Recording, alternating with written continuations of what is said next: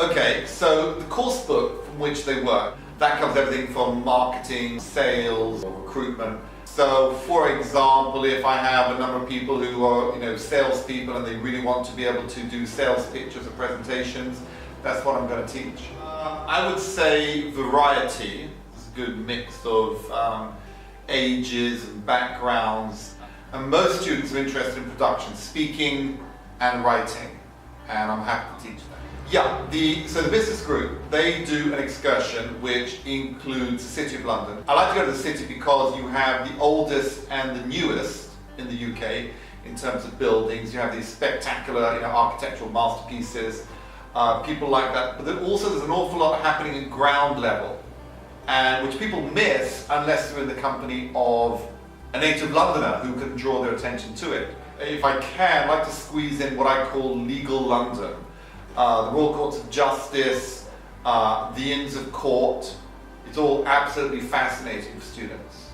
I would say I think we have a very diverse group of students in groups always, in terms of age, in terms of nationalities, in terms of where they're coming from, and that diversity really makes really good groups.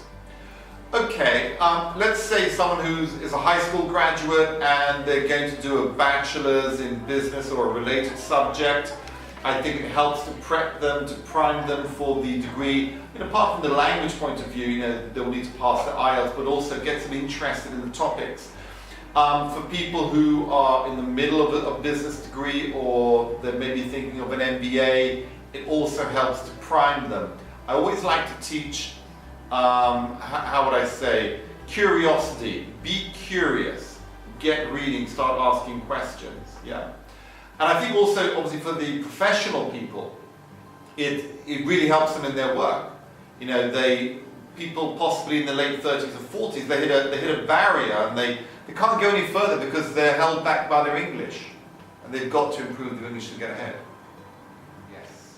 What I do is I put the students into groups, possibly pairs or threes or fours, and I say, right, think of an unmet need, the thing that you want but you can't buy, or you can't get, okay? Build a business around it, okay? Think in terms of name and logo and branding and marketing and product and pricing and payment and operations. How would you integrate an app into this business? And they love it, and they come up with some very, very good ideas. And then they'll write it down in a report, and they'll present it. I like teaching that, and they like it as well.